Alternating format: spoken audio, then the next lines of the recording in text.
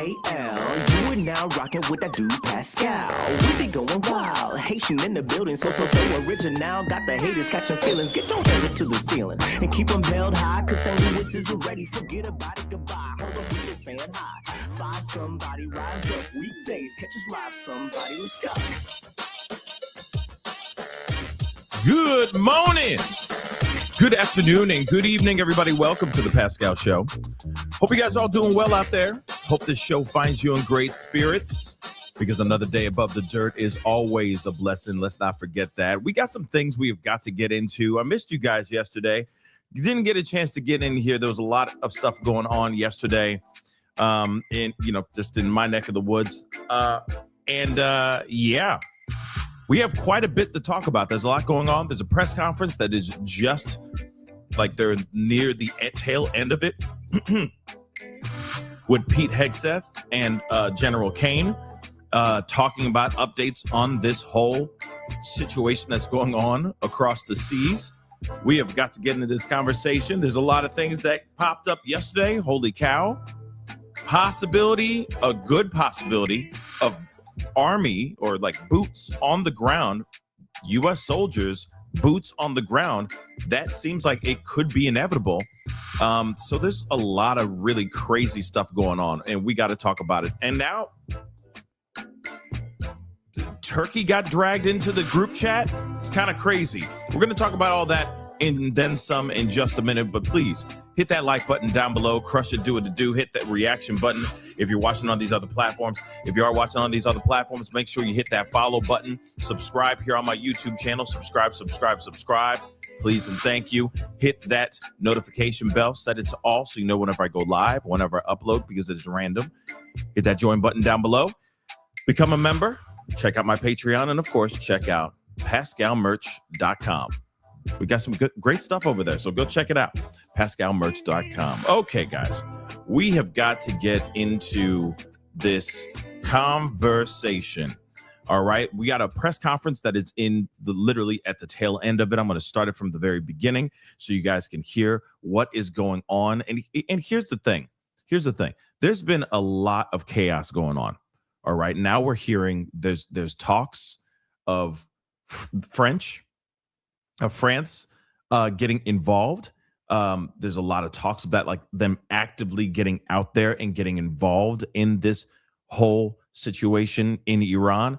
There is now we're hearing that Turkey may have been dragged into the group chat, against their will. They're getting dragged into the conversation because they intercepted Iranian missiles that were launched towards their country, which is absolutely crazy. We already know that this thing has begun and has continued to escalate and get more and more intense and more and more wild. But man, is this a crazy time to be living. So we got to get into this press conference to hear what's going on. Again, there was a whole classified meeting yesterday, which a lot of people, a lot of congressmen left that meeting not so happy. Now, I know a lot of Democrat elected officials have been very vocal about this situation, which is, of course, is going to be like that. What else is new?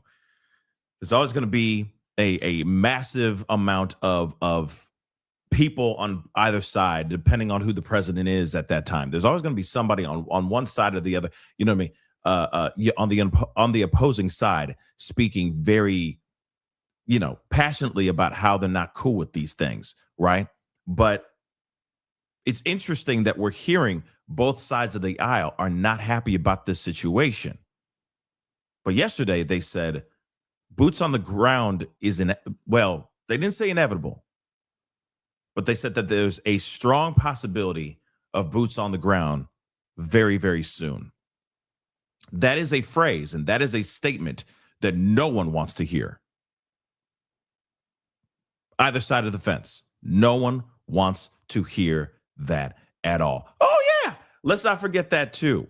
Okay. Let's not forget that too. Let me get this super chat. I usually do the super chats near the end of the show, but we need to look at this one here really quick. Okay. General Genobi, thank you so much for the love. I appreciate the support. Okay. I missed you guys yesterday. Really. I was going to do a really late show, but I was like, you know what? I'm not doing that to my mods tonight. I was like, I'll just show up super early and we'll get it in then. Right. And we are going to talk about those things here shortly. Okay. But take a look at this. So troops are being told by their commanders that God and Jesus anointed Trump to lead the biblical prophecy. Yes, that did happen. Amazing, huh? I'm not surprised. I'm not surprised by that. We're going to talk about that as well in just a little bit. So I'm going to make sure that that super chat stays in the list here. But they literally are bringing in God.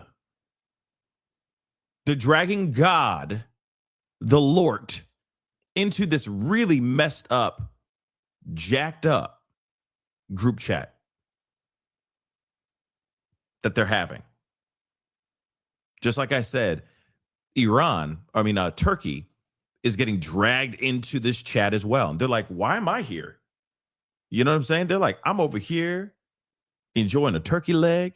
You know what I'm saying? Because they're the country is called Turkey. Anyway, I'm out here enjoying a tasty ass turkey leg, and somebody had to come over. Ray and them had to get my name into the mother loving group chat. Why? Crazy, right? Iran launches missiles towards Iran, unless there was a mistake, unless they went, oops, put in the wrong coordinates. That was meant for, I don't know, any other country, not Turkey, right? But they launched missiles towards Turkey. Ain't that crazy? Turkey was able to intercept those missiles, but that actually happened. That actually happened. They're like, damn, I didn't want anything. I have nothing to do with this. Why am I here? Why am I in this group chat? Leave me be, right? But there's more. Like, yeah, now they're trying to bring faith into this situation. They're trying to bring faith into this situation. Do you understand? That is a recipe for disaster. And I don't know if that's a grift to try to get people back on the side of what Trump is doing, because now he's doing the Lord's work. He has been anointed by God. The heavens opened up and he went, Jesus? Yeah. So now he's been anointed by God to lead this war. Which, of course, we also found out that, we were the first, America was the first to throw the first punch. Because he said they was gonna throw a punch, but I threw the punch first to end the fight, which that didn't happen at all.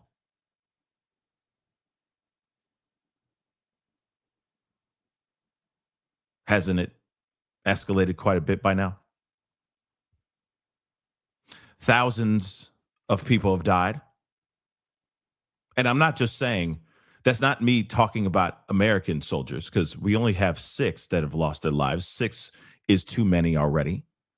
But you have other people who have lost their lives, either, innocent lives or soldiers in Iran. Thousands of souls gone. Oh, yeah. Me. Gas prices have skyrocketed. Apparently, they have escalated even more since this war, which they refuse to call it a war. They refuse to call this a war, but it is. Isn't that crazy? They refuse to call this a war, but it is. You got other countries literally strapping up their boots, tying up their boots and going, "We going in now? We going in now, boss? We going in now?" It is a full-on war, guys. Only thing that hasn't happened yet is that we don't have boots on the ground. Here's the thing, though. They've already said that boots on the ground will happen. It now will. At first, they're like, there's no way we're going to have boots on the ground. Ain't no way on God's green earth we going to have boots on the ground. You out of your cotton-picking mind. And then guess what? Just yesterday, it looks like it's going to be happening, boots on the ground. Trump even said this is only going to take 4 weeks. I don't know how anybody can estimate how long a war is going to be. Oh, yeah, it's going to be about 4 weeks, about a month. It'll be fine. But then he pushed that date. He pushed the time. He expanded the time. He's like, it may be 5 to 6 weeks of war. I mean, of an altercation, of us taking them down.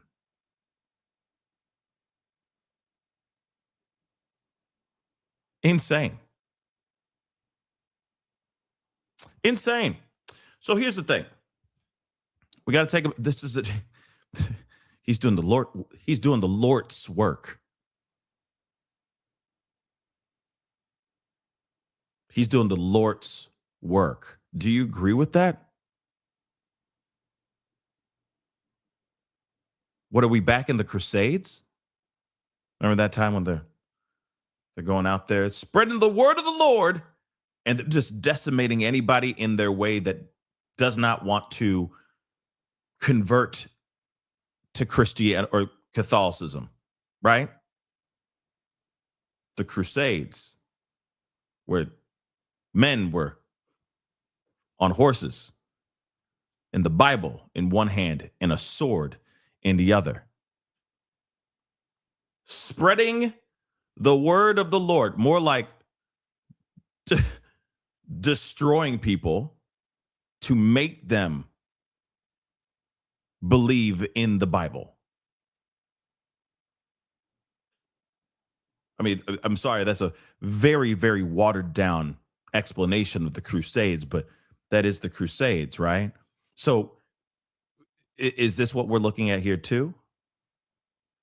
Now, I mean, they're not going in with a Bible and a drone and in the other, but I'm just saying it's because the Lord wanted him to do this. Last I checked, God doesn't like war. God doesn't like death and destruction. I mean, yes, if you look at the first, if you look at the,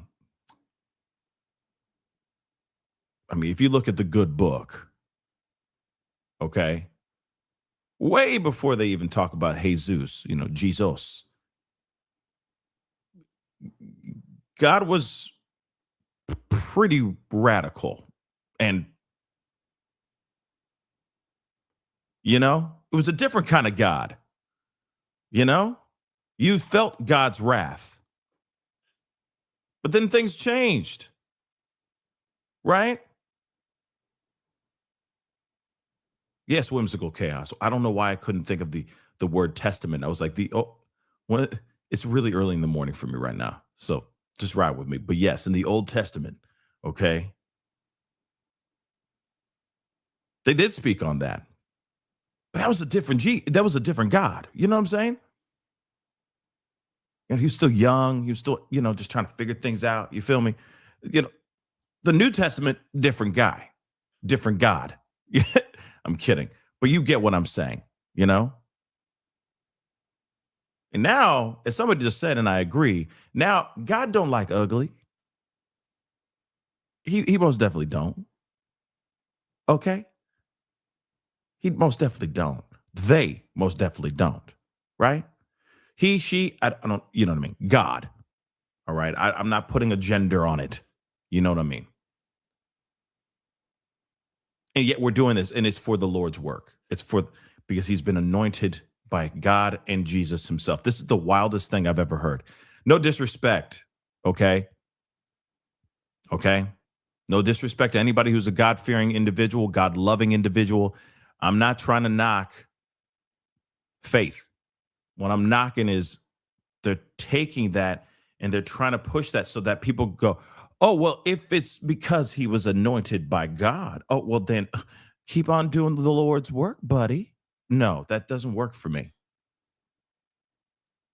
It doesn't work for me because people are losing their lives on a war that none of us, none of the civilians at least, wanted to be a part of. I think we can all agree on that. And now you're bringing God in. Have mercy. Okay, guys. So here it is. All right. We gotta get this conversation going because they did have a press conference, and I wanted to hear the updates in this. And I will say this, since it is very early in the morning, I may be in and out. Okay, just so you guys know, because I'm still trying to get my stuff ready for the day and all that. Okay, so just ride with me, and we'll go from there. The one King David, how fitting, King David. Anyway, moving on. Biblical King David. Moving on. He's trying to use religion to capture those other Americans as much as possible to explain his use of force. Exactly. See what I'm saying? Because as soon as they say God, as soon as they bring in God, Christianity, Jesus, anointed, there are people out there wild enough to be like, you know what? Oh, if it's the Lord's work, I'm wrong. I'm bad. I'm gonna step back. He right. It's Jesus. He is anointed by him. He dodged a bullet, kind of thing. You see what I'm saying?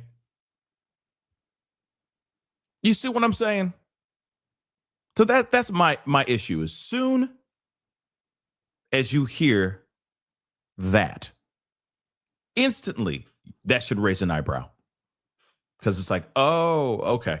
You are truly trying to get your MAGA base behind this.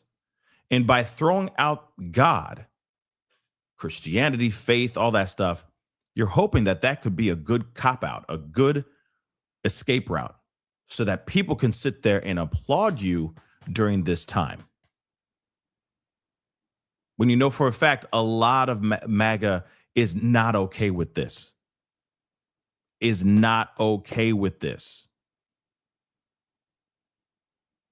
But there are going to be people out there that are going to convert.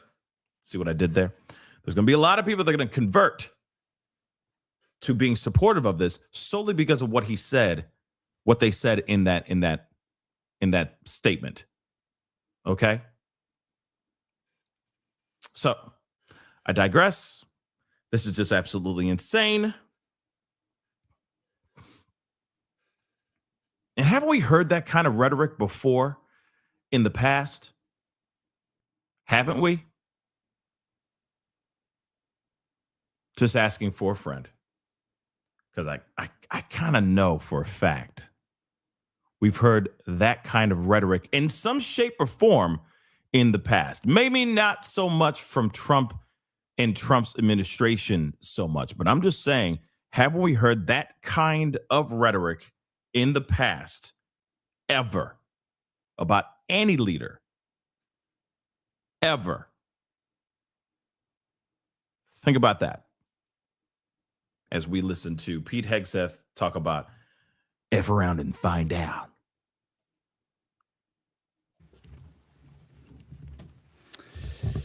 Well, good morning.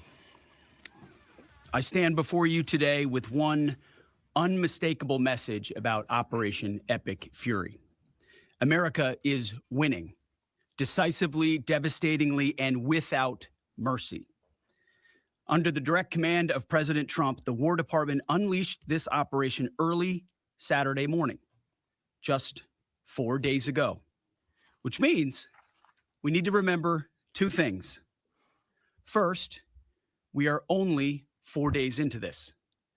Metrics are shifting, dust is settling, and more forces are arriving. It's very early.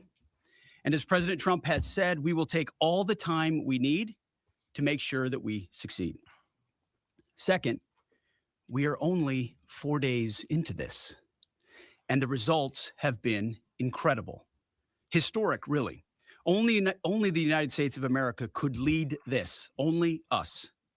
But when you add the Israeli Defense Forces, a devastatingly capable force, the combination is sheer destruction for our radical Islamist Iranian adversaries.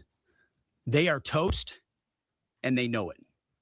Or at least soon enough, they will know it.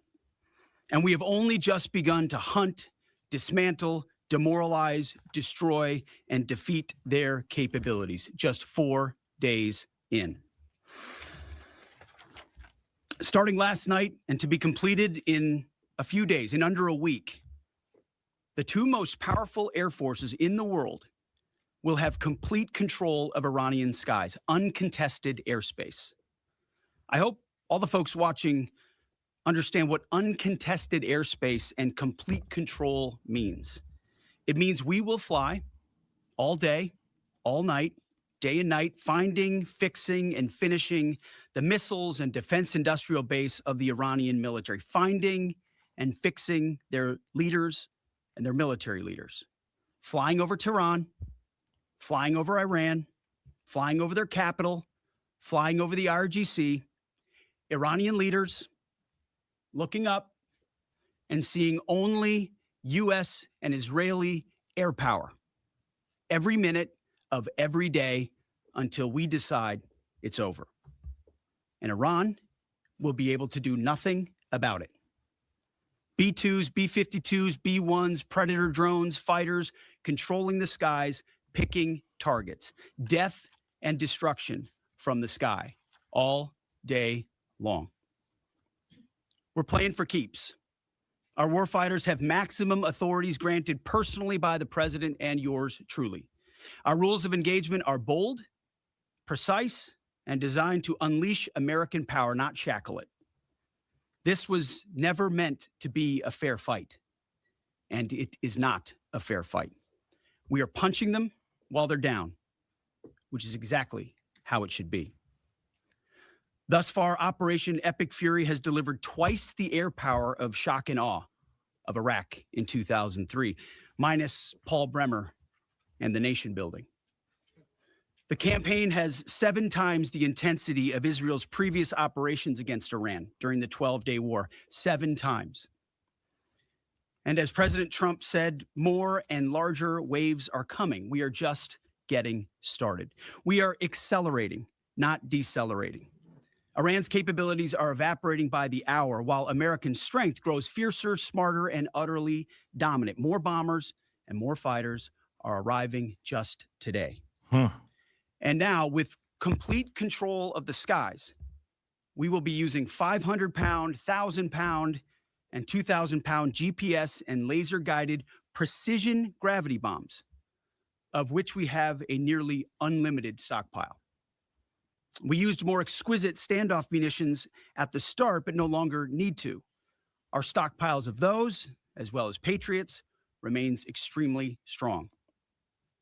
The enemy can no longer shoot the volume of missiles they once did, not even close. And the chairman will lay out some of those percentages. So our air defenses and that of our allies have plenty of runway. We can sustain this fight easily for as long as we need to. And as I said yesterday, we set the terms. Now, you may not see much of it because the IRGC shut off the internet to the entirety of the country. They blind their people on purpose, just like they kill their own on purpose. Much was made of the volume of missiles Iran was able to shoot in the first few days.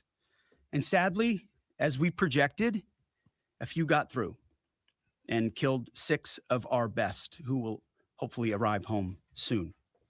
And they also did identify at least four of the soldiers that lost their lives, just so you guys know. Don't mean to interrupt. I'm going to continue playing uninterrupted, but I just wanted to give you guys that update as well. Okay, but let's continue. We will avenge them, no doubt. But I liken Iran's predicament to a football team who scripted the first 20 plays of a game. The team knew what plays to run because their first few drives were scripted. But now that the game has started and the blitz is on, they don't know what plays to call, let alone how to get in the huddle and call those plays. Iran's senior leaders are dead. The so-called governing council that might have selected a successor, dead, missing, or cowering in bunkers, too terrified to even occupy the same room. Senior generals, mid-level officers, enlisted ranks, they can't talk or communicate, let alone mount a coordinated and sustained offensive. That's not great for morale. The Iranian Air Force is no more, built for 1996, destroyed in 2026. The Iranian Navy rests at the bottom of the Persian Gulf. Combat ineffective, decimated, destroyed, defeated, pick your adjective. In fact, last night, we sunk their prize ship, the Soleimani. Looks like POTUS got him twice. Their Navy, not a factor. Pick your adjective, it is no more. In fact, yesterday, in the Indian Ocean, and we'll play it on the screen there, an American submarine sunk an Iranian warship that thought it was safe in international waters. Instead, it was sunk by a torpedo. Quiet death. The first sinking of an enemy ship by a torpedo since World War II. Like in that war, back when we were still the War Department, we are fighting to win. Also, yesterday, the leader of the unit who attempted to assassinate President Trump has been hunted down and killed. Iran tried to kill President Trump, and President Trump got the last laugh. Whoa. Somebody tried to take out Trump, and they found him. And then they took him out. Crazy. Crazy. Now, this is not a mission accomplished situation. Crazy. This is simply a reality check. The combination of U.S. and Israeli intelligence and combat power will control Iran and will control it soon. Sure, Iran will still be able to shoot some missiles and still be able to launch one-way attack drones at civilian targets. And their proxies will attempt to attack our embassies, bases, and soft targets. They are terrorists, after all, and they need to target civilians because they can't fight toe-to-toe. But we will find them, and we will kill them. This is what the fake news misses. We've taken control of Iran's airspace and waterways without boots on the ground. We control their fate. But when a few drones get through or tragic things happen, it's front page news. I get it. The press only wants to make the president look bad, but try for once to report the reality. The terms of this war will be set by us at every step. As I said Monday, the mission is laser focused. Obliterate Iran's missiles and drones and facilities that produce them, annihilate its navy and critical security infrastructure, and sever their pathway to nuclear weapons. Iran will never possess a nuclear bomb, not on our watch, not ever. And this is why President Trump's moral clarity on Iran today is so vital. Unlike the past, where vague red lines and endless negotiations let Iran fund terror and inch ever so slightly toward a bomb, this president sees the threat plainly and acts decisively. No more half measures, especially when Iran is at its weakest. No more letting Tehran play for time while our people pay the price. His leadership ensures that we finish what we start and that we protect our warfighters by crushing the enemy before they can strike again. Our offensive operations, refined through months of relentless preparation, are unstoppable. And our defensive efforts are unprecedented. We have from the start put the protection of our troops ahead of everything else. Before we very publicly built up offensive combat power, we quietly ensured that our defensive posture and power was in place. And as we built up offensive combat power, we moved the vast majority of American troops Over 90% of Americans that were on our bases, what we say off the X, out of the range of Iranian fire. Our defensive shield is equally formidable, out of the most sophisticated air and missile defense network ever fielded. Thousands of Iranian missiles and drones have been intercepted and vaporized. Tens of thousands of American and allied lives protected. We have pushed every counter-UAS system possible forward, sparing no expense or capability. And like I said, this does not mean we can stop everything, but we ensured that the maximum possible defense and maximum possible force protection was set up before we went on offense. In closing, as President Trump told German Chancellor Merz yesterday, Iran negotiated in bad faith, stalling, scheming, and preparing to strike. And we acted decisively to defend our people, our interests, and our allies. President Trump took bold action, putting America first, the kind of bold action that the American people elected him to execute.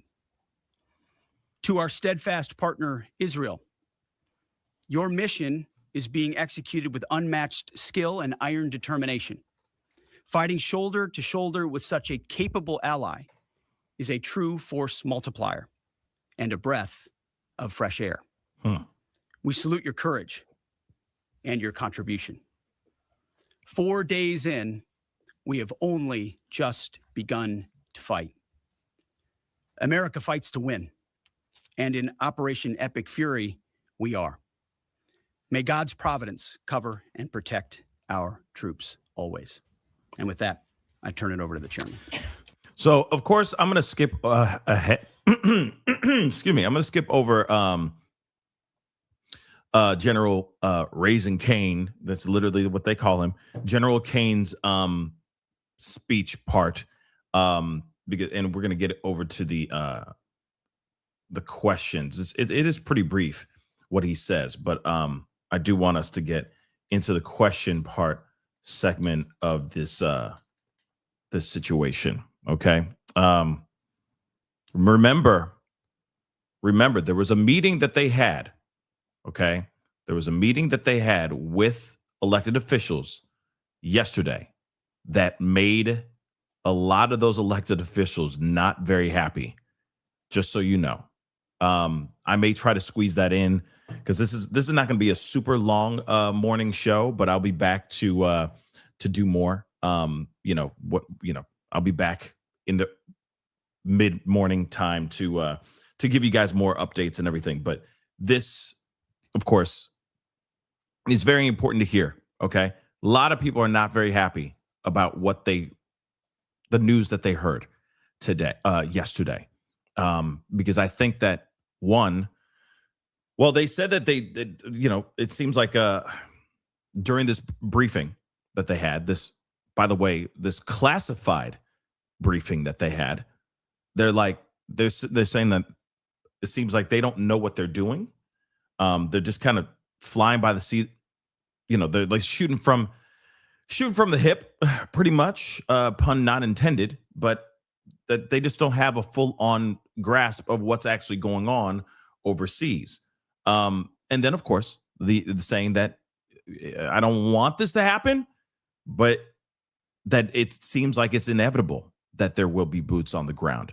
Because remember, you got the likes of Iran now not wanting to do any type of negotiation now. Negotiations out the window.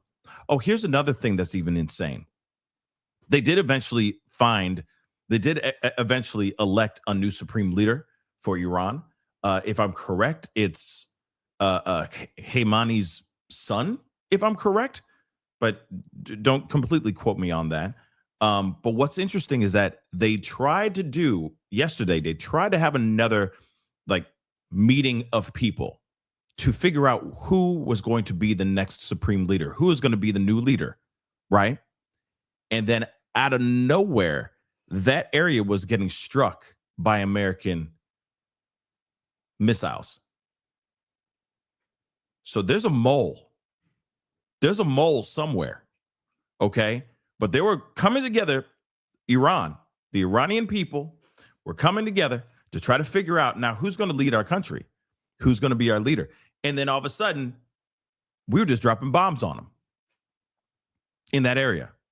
They eventually came to an agreement, or came to a decision on who's going to lead, and that is Himani's son. Okay, but we were still out there trying to take them out. Ain't that that's insane, right? That happened earlier yesterday. That was news earlier yesterday, that they were having a meeting, trying to figure out who's going to be the new supreme leader, and we were dropping bombs on them. And then eventually, they finally figured out. I don't know how they got away or whatever, but they finally came to the agreement, or to the decision on who is going to be the supreme leader. And now it is Himani's son, right? It's his son.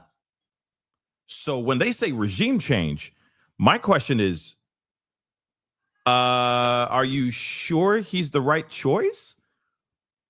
Like, really think about this. Are we sure that's the right choice?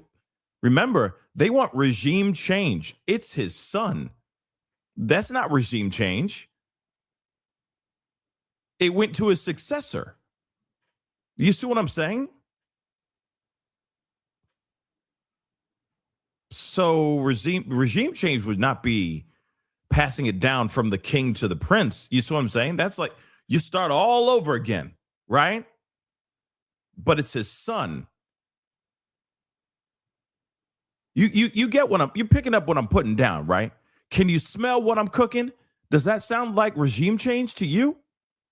Because his son could be even more volatile, could even be even more worse than him, right?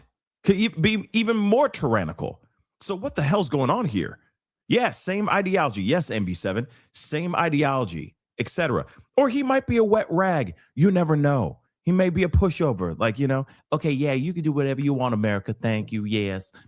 Israel. You right. We were wrong. We was wrong. You see what I'm saying? But I don't think that. Okay? The apple, I'm sure, does not, and I'm sure does not, in this situation, fall very far from the mother-loving tree. So, regime change? My ass. And that's remembering our 6 fallen who will return home as soon as possible. I remain humbled, grateful, inspired by every day the valor and professionalism of our joint force. They are quiet professionals through and through, out there doing America's work through the day and through the darkness. And with that, I'll take your questions along with the Secretary. Go ahead. What do you assess the enemy's control and command status is right now? And can you broadly describe our decisive point in this operation? Well, I won't describe the decisive point in the operation because that would tell the bad guys what it was. That's a good question, though. I appreciate the question. Their C2 structures in a bad way. Admiral Cooper's been continuing to pressure C2 at the IRGC C2 and other military elements, and will continue to do so. Thank you for the question. Thank you, Secretary Hegseth. Mary Margaret with the Daily Wire. Couple questions for you and then one for General Kane. Can you tell us more about how we took out the leader who was the leader of the group that was trying to assassinate President Trump? And then Turkey's defense ministry says NATO air defense systems intercepted an Iranian ballistic missile headed towards Turkish airspace. Yep. Could this trigger NATO's Article 5? And was it the U.S. who shot it down? Missiles towards Turkey. On the first question, we've known for a long time that Iran had intentions on trying to kill President Trump and or other U.S. Officials. And while that was not the focus of the effort by any stretch of the imagination, in fact, never raised by the president or anybody else, I ensured and others ensured that those who were responsible for that were eventually part of the target list. It wasn't the beginning of the effort. We were focused on missiles and launchers, and that's the focus. But ultimately, if we had the opportunity to get at those who are trying to get at Americans specifically, we would. And so we eventually had the opportunity to do that from the air. And then on the matter with Turkey, I'll have to get back to you on exactly what the intercept looked like at that. We're aware of that particular engagement, although no sense that it would trigger anything like Article 5. No. Tie right there. You got a tie on. Yeah. Thank you. Come back with the BBC. Can you give us an update on what the administration knows, what you know now about the reported strike on a girls' school in southern Iran on Saturday. All I can say is that we're investigating that. We, of course, never target civilian targets, but we're taking a look and investigating that. Red tie in front. Just on the basis that with the information you would have, your reconnaissance abilities, ability to gather information, I mean, it's several days on now. So is there any clarity on whose munition this was? We're investigating it. Thank you. Secretary, so there are reports that the administration is considering arming Iranian Kurdish groups. So could you please clarify that whether any such plan has been authorized and whether Congress or regional partners has been notified and consulted? All I would say is none of our objectives are premised on the support or the arming of any particular force. So what other entities may be doing, we're aware of, but our objectives aren't centered on that. Green, right there. Thank you, Mr. Secretary. Mike Lynn, Washington Times. Can you talk a little bit about the deconfliction process that's going on? You have two parallel operations, Epic Fury and Roaring Lion. How are you making sure they're not interfering with each other? Sure, I'm happy to take that. Thank you for the question. We have liaison officers on both sides. There are U.S. CENTCOM teammates out in Israel, and there are Israeli Defense Force teammates at the relevant command and control nodes within the U.S. CENTCOM enterprise. Routinely, Admiral Cooper is talking to the IDF Chief of Defense, and I will occasionally speak to him through the arc of this. I've spoken to him a few times already. That allows us to coordinate, integrate, and synchronize activities while maintaining separate efforts. And when I said a breath of fresh air, I really meant it. Usually it's us with some ancillary benefits from allies who are maybe willing but not as capable. When you have both the will and the capability of an ally that can really bring things to bear, we take certain targets, they take certain targets, and we coordinate it. It has incredible effects. Right here. Secretary Hegseth, with respect to House Minority Leader Hakeem Jeffries' statement that the Iran mission will end in failure, what kind of message does that send to our enemies, and what does it do to the motivation of our troops? Well, I've been through that movie before with the Democrats rooting against the country. Our generation saw that in our battlefields. I think it's pretty unprecedented and unfortunate that it would occur 4 days in to an operation where, as the chairman laid out, America's best are operating in an incredibly challenging environment where they're having incredible success, but they're meeting a determined adversary. And he's been privy to briefs that we've provided. He knows how effective this has been. He's being disingenuous, which we're used to. Right here. Thank you for taking my question. Heather Mullins, Lindell TV. One of the questions I have is just really regarding the intelligence that indicated that this was something the U.S. had to get involved with at the time that you guys did. We had Operation Midnight Hammer back in June. We obliterated their nuclear facilities. What was the intelligence that suggested that somehow they became a threat once again that required us to get involved with Operation Epic Fury? I appreciate the question. The evidence in front of us since the 12-day war was that Iran had no intention of actually negotiating a nuclear deal that truly meant they did not have a pathway to the nuclear bomb. And they had a moment. Jared Kushner and Steve Witkoff, two of the best negotiators in the world, poured into that negotiation, giving them every single possible opportunity to release that ambition, and they didn't. And the intelligence that we saw they didn't intend to do it in good faith. That they had the intentions eventually to get to a place where they could have a conventional shield to block their nuclear capabilities, as I talked about yesterday. So I would separate the what from the when a little bit. The what is they've been killing Americans for 47 years. They have thousands of missiles pointed at us. They have ongoing nuclear ambitions, and they're at the weakest they've ever been. So the when became in a particular, hey, what makes the most sense to do this to ensure that the narrow objectives we have of ensuring they never have a nuclear weapon have a maximum effect? Yes, right here. Thank you, Secretary Hegseth. I had two questions. First, what is your message to Iran's allies, namely Russia and China, who have called for an immediate end to hostilities? I don't have a message for them, and they're not really a factor here. And our issue is not with them. It's with the nuclear ambitions of Iran. Absolutely. And are any so-called fully autonomous weapons or other AI tools being used in Operation Epic Fury? We've got a lot of autonomous systems or systems that drones and others incorporated with smart AI aspects to them, but a lot of which I can't talk about here. Yeah. Yellow, right there. Yes, ma'am.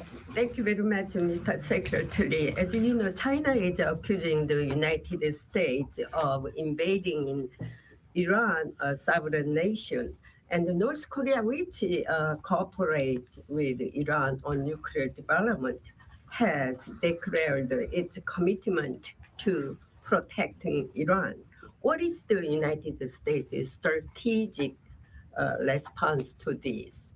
And I have a second one. How many allies joined with the United States to fighting against Iran? Do you have any numbers? Well, I think what you're seeing right now is a response in the region to the belligerence of Iran and the willingness of them to target civilian airports, civilian hotels, civilian locations, civilian oil infrastructure of their Gulf neighbors who would have preferred not to be in conflict, didn't want to, but now realize that this is something that has to be dealt with. So whether it's UAE or Qatar or Bahrain or Kuwait or Saudi, on different levels, they're reaching out to us, whether they're going on offense, which they are, whether they're giving us additional access, basing and overflight. We're working very closely and collaborating with them. Also on air defenses. The air defense capabilities of those countries are significant. And when combined with ours and we coordinate, it brings simplicity to the shot doctrine. So we make sure we're using less munitions, but being more effective with what we shoot at. And as it pertains to other countries, I'll sort of give the same question. They don't really bear on the case of Iran. We're going to deal with Iran's nuclear ambitions, and that'll send plenty of signals in the process. Right there. Purple. Are you going to help get Americans out of the region? The military going to help? Secretary, I have two questions. One question for you and the other question for Mr. Chairman. You ruled out that you are not engaging with the Kurdish forces, Iranian Kurdish forces, to incursion from the Kurdistan region to Iran. But now, and today, Iranian said that under threatening the Kurdistan region, they said clearly, if there is any incursion from the Kurdistan region, they will attack all the Kurdistan region and go war with the Kurdistan region. What's your comment on that? And a question for Mr. Chairman, given comments that the U.S. forces might be deployed if necessary, under what specific conditions would you determine that deploying U.S. boots on the ground is necessary? And how would such a decision support and advance your stated strategic goals? Well, I'm not going to comment on U.S. boots on the ground. I think that's a question for policymakers, and I don't make policy. I execute policy. I will say on the question in the back corner about helping Americans get out, first, it's a great opportunity to encourage everybody in the region to go to the State Department and register. Secretary Rubio's been trying to get that word out, and I'd ask you to help us with that, to have folks register. We've also opened up space available seats as C-17s and other airplanes come in to try to help folks get out. But that's really a State Department matter. But to answer your question, that's what we've been doing. Absolutely. Last question right here. Secretary Hegseth, thank you. Reagan Reese with the Daily Caller. You touched on this in your opening remarks, but I'm hoping you could expand on it a bit. It's been reported that Iran might be trying to outlast our ability to intercept their missiles. It sounds like you guys are saying they don't have the ability to do so. Is that the case? Can they outlast us and their ability to do that? Iran cannot outlast us. We're going to ensure through violence of action and our offensive capabilities and our defensive capabilities, as I said, that we set the tone and the tempo of this fight. That's why stories and speculation about different things that try to make it look like we're limited in what we can do. The only limits we have in this is President Trump's desire to achieve specific effects on behalf of the American people. And that's why we don't talk about, you can say 4 weeks, but it could be 6, it could be 8, it could be 3.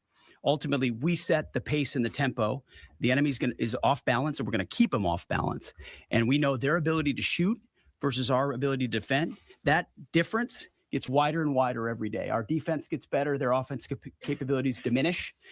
As we are going into ammunitions that we, as we said, have tens of thousands of and can drop unlimited supplies on with even more effects than the standoff munitions we have now, which is why when we say the throttle's going up, the throttle's going up and it's going to stay on high. Thank you all very much. Appreciate it. Interesting.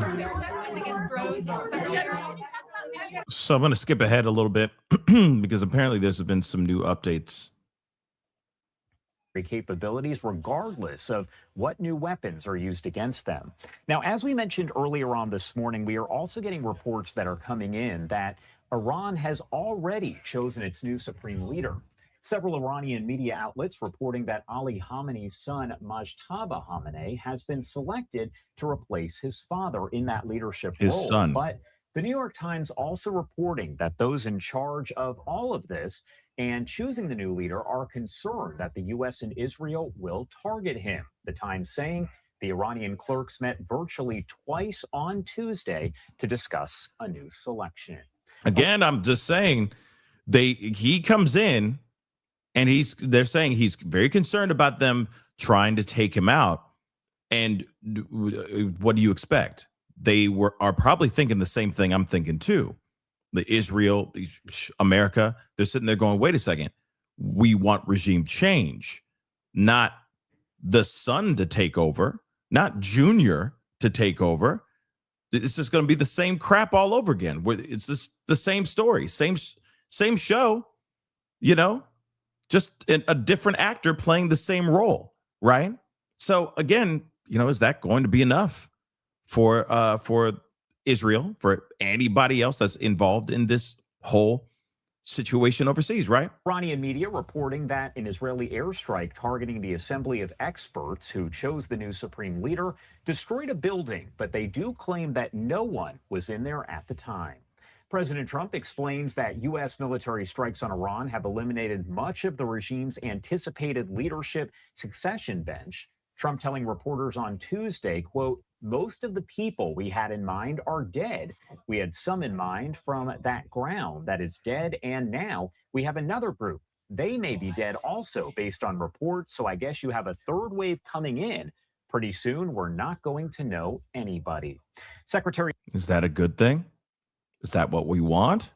Is that what Israel wants? A new group of people that you never know, they could be even more tyrannical. Like I said, it doesn't make any sense, now you got this guy, the son and all that. I'm just asking questions, but let me, because we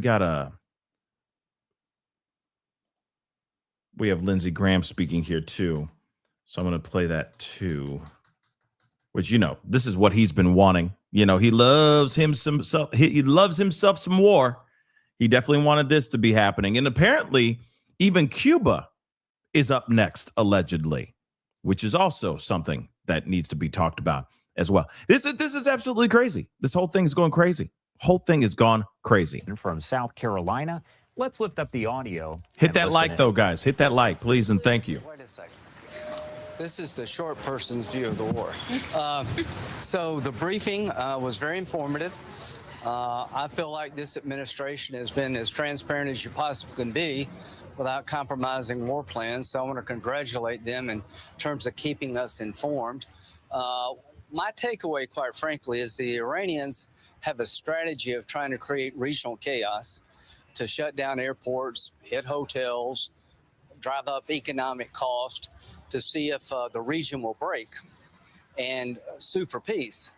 I've been on the phone all day with our Arab allies, and quite the opposite is unfolding.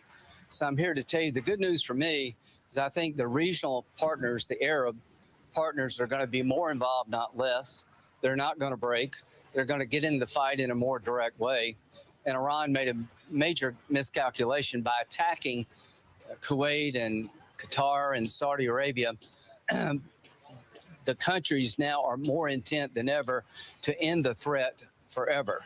So what I see in the coming days is more capability directed at the regime that's non-American, more planes flying that are non-Americans, more missile capability brought to the fight by our allies. So the ability to inflict harm on the regime is going to increase, not just because we're more committed to ending this, because we're going to have more partners to do that. Now, so what's the goal here? The goal is to make sure that when this is over, this regime cannot build ballistic missiles to hit America or terrorize the region.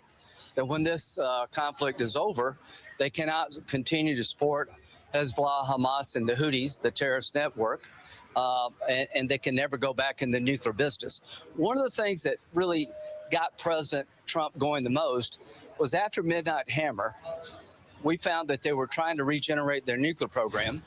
After basically months of negotiation, it was pretty clear that they're wedded to the capability they need to inflict terror, that the regime's goal is always to inflict terror and to push their religious agenda through force. And the missile buildup is designed to give them immunity in terms of developing their nuclear program. If we waited much longer, they're doing 100 a month. The idea of imminent threat to me is an odd thing. Who wants to let a homicidal maniac be able to get to the imminent stage of hurting you? If somebody is threatening my family, wants to rape your wife and burn down your house and kill your children, I don't want to wait till they get to the gun store and the gas station. Since 1979, this regime has been dedicated to chaos through their religious agenda. In 1983, 220 Marines were killed by Hezbollah in Lebanon, 18 sailors, 100 injured. Roadside bombs coming out of Iran have maimed and killed hundreds, if not thousands, of Americans. They mean it when they say death to America. I'm glad we didn't let it go further. I'm glad we didn't let them build more missiles. I'm glad we didn't let them regenerate after Midnight Hammer. So the idea that you're going to let a homicidal maniac get to the imminent stage, to me, is misplaced. So I've never felt better about how this ends. It's not if they fall, it's when they fall. It's not us alone, it's us with the region. Europe is now getting into the game. So I want to compliment President Trump for starting something that the world is now gravitating to. This regime is in its death throes. The amount of firepower coming in the next day or two from us is going to be overwhelming. And when you add to the mix the Arab capability, then it's going to be overwhelming. The demise of this regime is at hand. And the goal is to make sure they can never be a threat like they were before. Senator, how do you know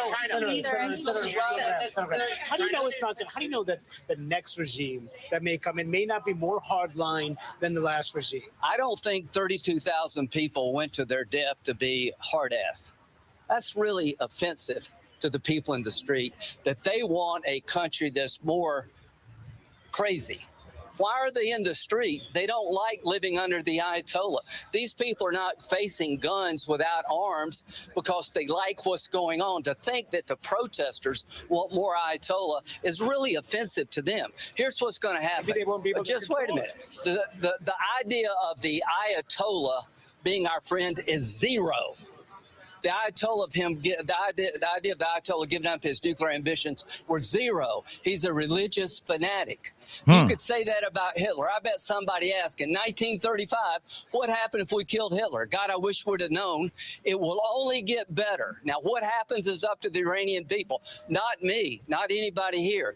They have a chance to take their country back if this regime falls. And I think they want it back in a different way. The idea that these people would want the same thing after sacrificing really is short-sighted. It's offensive to them. So to the world, to Europe, get behind the protesters. They're your best chance to have a stable Iran. They're not going to repeat the mistakes of the past, I don't believe. But if they do, we'll do what we did in the past. We'll deal with the threat. So the idea that you, like, taking Hitler out, if somebody asked that in 1935 and say, let's don't do it, boy, was that a big mistake. It would be a big mistake to let this regime continue to march toward a nuclear weapon, to build more missiles. So the regime is going to fall, and what follows will be up to the Iranian people, and I think it's going to be better. And the biggest prize of all is that when they fall, I talked to Saudi Arabia today. When this regime collapses, there will be a sprint toward normalization. Bibi said last night that he wants to work with Saudi Arabia to take up where they left off under President Biden, and I want to give him credit for trying to expand the Abraham Accords to Saudi Israel, which is the biggest prize of all. So this regime is going to collapse. It's not if, it's when. And when that happens, there'll be a gateway to peace that no one ever envisioned. So President Trump, I'm glad you did it when you did it. If we waited much longer, we'd have a bigger threat on our hands, and we're on the verge of a new dawn. Senator, is there a need at any point for Congress to take a vote or have any role here? Absolutely. Here's what I think. Normalization will require Congress. MBS wants a treaty with the United States. Well, that requires 67 votes. There may be a supplemental coming. I think there will be a supplemental. We'll have to approve that. Now, let me tell you, I've been a military lawyer most of my adult life. The War Powers Act has been viewed as unconstitutional by every president, Republican, Democrat, since its passage. Why? Because it says after 60 days of combat operations, military operations, they must terminate unless Congress approves. You're shifting the power from the commander-in-chief to the Congress. If we don't like a military operation, we can cut off funding. But the War Powers Act is an unconstitutional shift of authority from the president, and it would create 535 commander-in-chiefs. It's going to fail tomorrow. Now, if you want to have a vote as to whether or not you approve this operation without a War Powers Act, that's fine with me. I don't mind people being on record as to whether or not they think this is a good idea. I do mind Congress becoming the commander-in-chief. Senator, you were extremely critical after Benghazi, after the Afghanistan withdrawal. There are thousands of Americans stuck in the Middle East. Yeah. Do you think the administration is doing enough to make sure they get Yes, we're Marco's doing a good job. Here's who you contact to get out. We're trying to send flights in. You pay now or you pay later. If they get a nuclear weapon, they would use it. They keep trying no matter what we do. Why? Because they want a nuclear weapon to enact their agenda. They want to purify Islam. They want to destroy Saudi Arabia and Sunni Islam and then replace it with Shia Islam. That's what they say, not what I say. They have been building ballistic missiles at a rate that is just stunning. They killed 32,000 plus of their people who've been protesting, and they support Hezbollah, Hamas, and the Houthis. One thing to President Trump, in case you're watching. In 1983, Ronald Reagan sent Marines and sailors to try to police and deal with the Lebanese civil war. They were at the end of the runway. Hezbollah attacked the Marine barracks, killed 220 Marines, 18 sailors, and wounded 100 others. Ronald Reagan, who I admire and love, withdrew and never did anything about it. So I'm calling on President Trump today. Join Israel to attack Hezbollah. Avenge the Marines. America never forgets. Those 220 Marines and 18 sailors' families, we want to go after the infrastructure that killed your loved ones. There are IRGC assets in Beirut as I speak. President Trump, come up with a new operation called Simplify. Fly with Israel and go after Hezbollah, who has American blood on its hands. Not only take the mothership of Iran down, also take the proxy of Hezbollah, settle the score, even the account. Senator, what is your best assessment of what the timeline looks like now? I feel that's a good question. And then also, how are we not going to be drawn into a larger ground operation? There is no reason right now to use troops, but if we need them, the goal is victory. Listen to this. Donald Trump is seeking victory against the Iranian regime. Who's going to win a war between the Iranian regime and the United States? We are. We're going to win this conflict. We have Arab partners today that we didn't have yesterday. So this is going to end with us winning and the Ayatollah's regime going down. What happens next is up to the Iranian people. So what I would tell the American people, pull for victory. Hope that this works well. Pull for the idea that the Iranian people can live without the Ayatollah, that they can be a new Iran emerges from the ashes of this regime. It would be a good thing for the world. At the end of the day, the region is committed to seeing it through. Iran is trying to break their will. It has backfired. So the timetable has shifted. I think the demise of the regime is far more likely to come quicker today than it was yesterday. All right, I wanted to bring you those remarks there. So they cut him out. What do you think on that, guys? Because that is just, I mean, again, we already know that Lindsey Graham has been, you know, he's definitely for the war. He's definitely for what's going on, you know, that what we've been seeing so far. Okay. But here's the thing. When you say regime change, we're doing this for regime change, but then you get the guy's son to take over. Is that really regime change? Is that considered truly regime change or not? Right? I don't see it as such, but maybe what's going on is good enough for them. I don't know. Right? But if that is the situation, and they've already elected a new supreme leader, then aren't we supposed to be backing off by now? Like, shouldn't we be like, oh, okay, you got your new guy? Okay, we out. Okay, job is done. Bye. Right? Ayatollah, gone. Khamenei is gone. Okay, you got a new guy. All right. Because if they say it's up to Iran to make this thing happen, to find a new leader, to do the regime change, don't they need to do that? So again, this is a very wild situation. Now, remember they told us that submarines took out one of Iran's warships. This is the footage here. Okay, they just put this out. Take a look at this. See, that's a ship right there. Okay, missile launched and ship no more. Wild. Ain't that crazy? Take a look at that. Take a look at that. This is absolutely crazy. Boom. So they definitely sunk that battleship. Okay. This is just wild. And I mean, obviously there's more, and I'm going to share a few more things.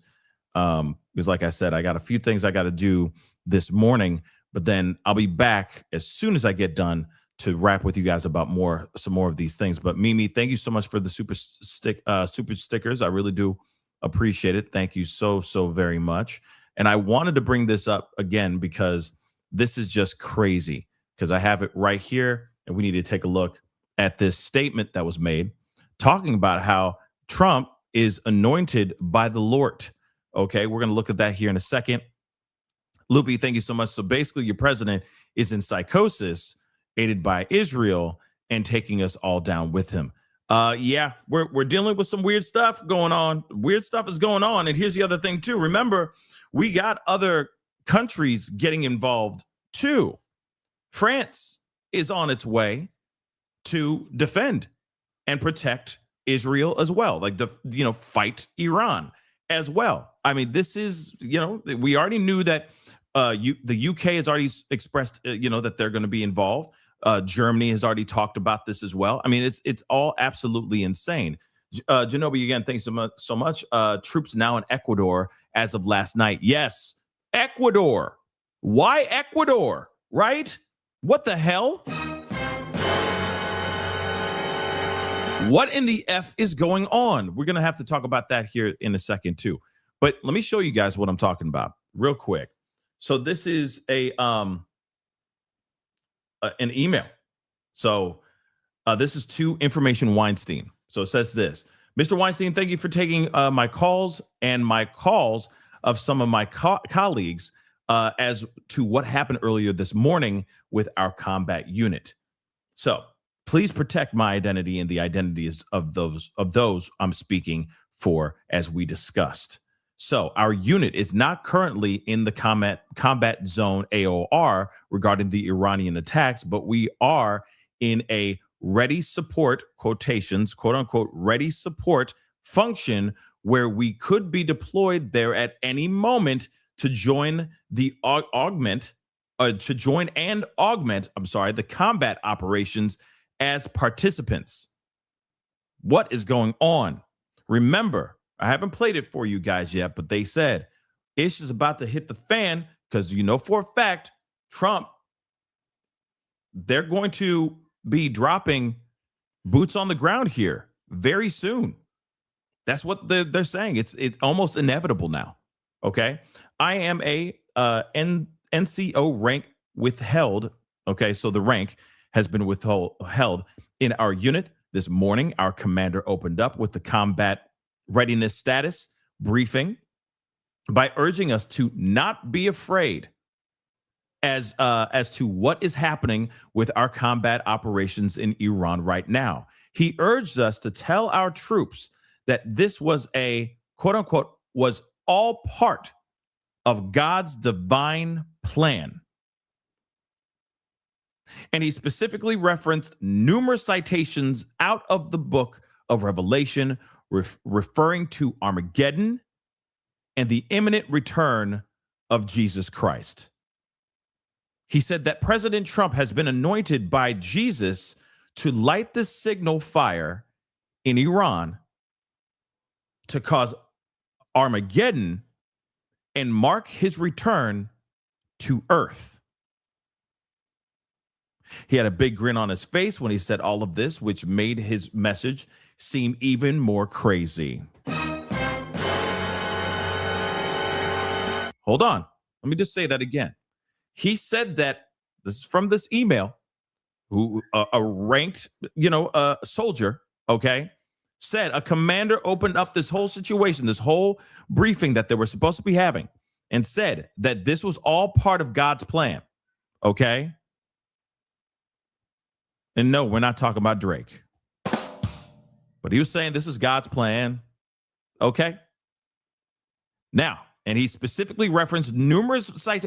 So he pulled out the good book, okay? And he brought out, Paul, according to Paul, verse 5, chapter 5, verse 12. Yeah. Then he also said that President Trump has been anointed by Jesus to light the signal fire in Iran to cause Armageddon and mark his return to earth. So the second coming of Christ is coming soon? Say what? Say what? Yes. So now this is an anointment. He's been anointed by Jesus, by the Lord, to come forward and basically part the Red Seas to clear a path for the second coming of Christ. Okay. I mean, I've heard a lot of things in my day, but this is a new one. This is a new one. So you see what I'm saying? So now they're saying, hey, when it comes to that, yeah.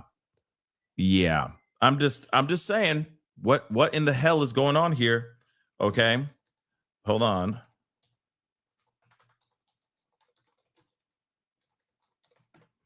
Let me just pull this up really quick. If I can find it, that is. Where the heck could it be? Hold on. Oh, boy, oh, boy, oh, boy. So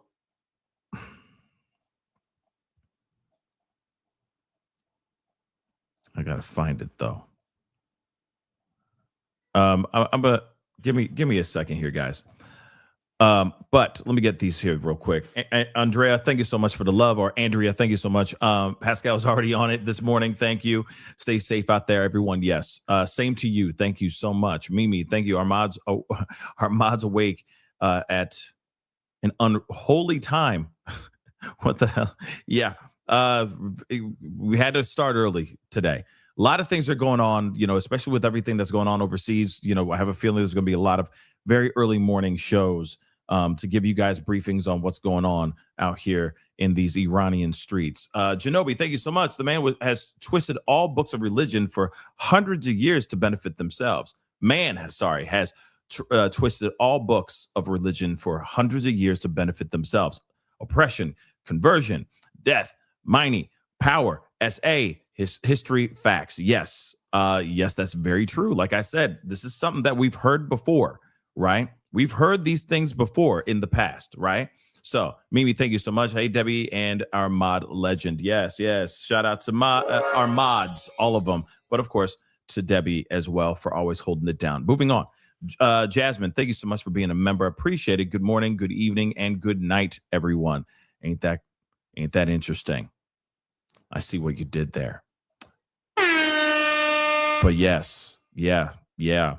This is real. Mimi, thank you so much for the super sticker again. Chelsea, Americans should stay focused on demanding the release of the 3 million plus Epstein files. Shouldn't we though? But no, we're not. I mean, well, they're not. Now we're looking at all this mayhem, boots on the ground, the possibility X, Y, and Z is absolutely insane, right? It's crazy. When remember, it was peace in the Middle East, big signing event. And he's like, this has never been done before. 2,000 years, never been done before. Of the likes you've never seen. Oh, the likes you've never seen before. I tell you what, this is an amazing situation. Of the likes you've never seen before. We're finally having peace in the Middle East. He said all that, right? And then now we have all this craziness, right? Jay Gussy, thank you so much for the love. I appreciate it. These are evil dictators that use construction cranes for public Ks. 35,000 people for protesting for a better life. Construction cranes for public Ks. Oh, I see what you're saying.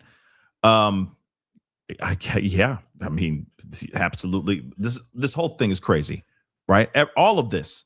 There's so many levels of just madness with this situation, right?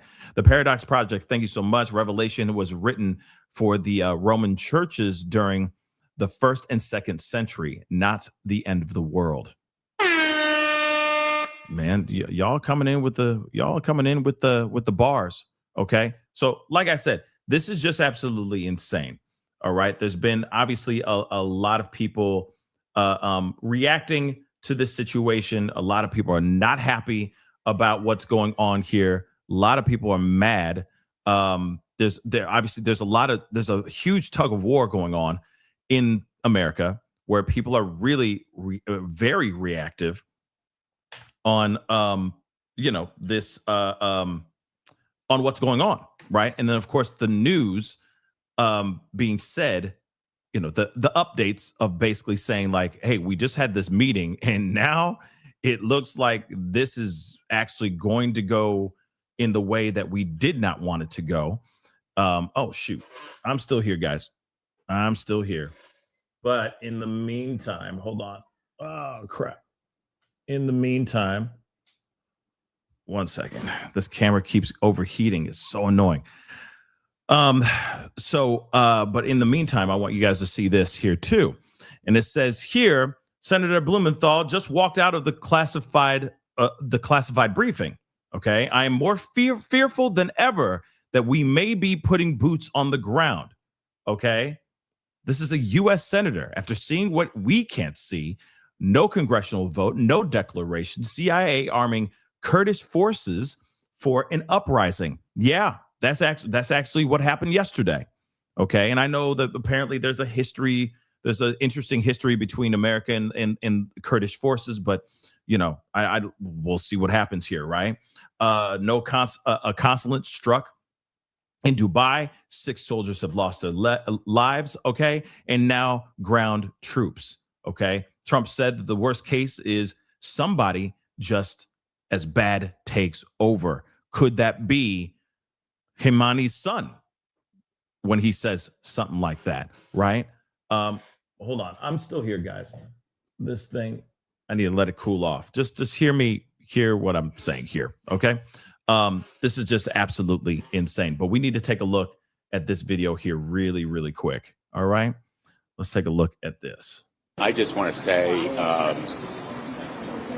am more fearful than ever after this briefing that we may be putting boots on the ground and that troops from the United States may be necessary to accomplish objectives that the administration seems to have. But I also am no more clear on what the priorities are going to be of the administration going forward, whether it is destroying the nuclear capacity of Iran or simply the missiles or regime change or stopping terrorist activities. And I think the administration owes it to the American people to have briefings, not just for members of Congress, but for the American public.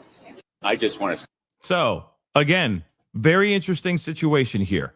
Okay, and this is what happened yesterday after they had a full-on classified briefing, letting congressmen know what was going on. And now you got them coming out with their heads hanging low, very upset, basically saying like, damn, this is not what we want, but it looks like that's where we're going.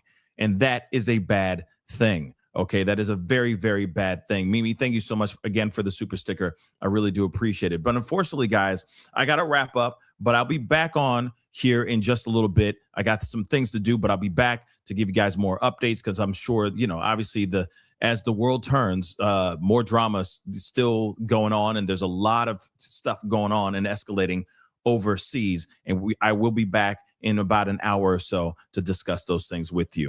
So that is the show, guys. I appreciate all y'all for being here. Really means a lot. Please do me a favor, hit that like button down below, crush it, do what it do, hit that reaction button. If you're watching on these other platforms, please make sure to come back. I'll be back on in about an hour or so, okay, to give you guys more updates on what's going on. So make sure as well that you're subscribed.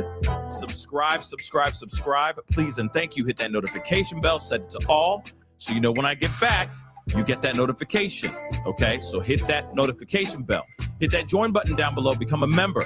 Check out my Patreon, and of course, check out PascalMerch.com, okay? We got some really great stuff over there, PascalMerch.com. Okay, guys, it's time to get going. Much love to you guys. I'll see you guys very, very soon. But this is getting crazy, and there's so many layers. It's crazy, multiple layers like an onion. So we will be talking about it. I'll be back soon. But until then, be good to yourselves. Be good to one another. This is The Pascal Show. Bye.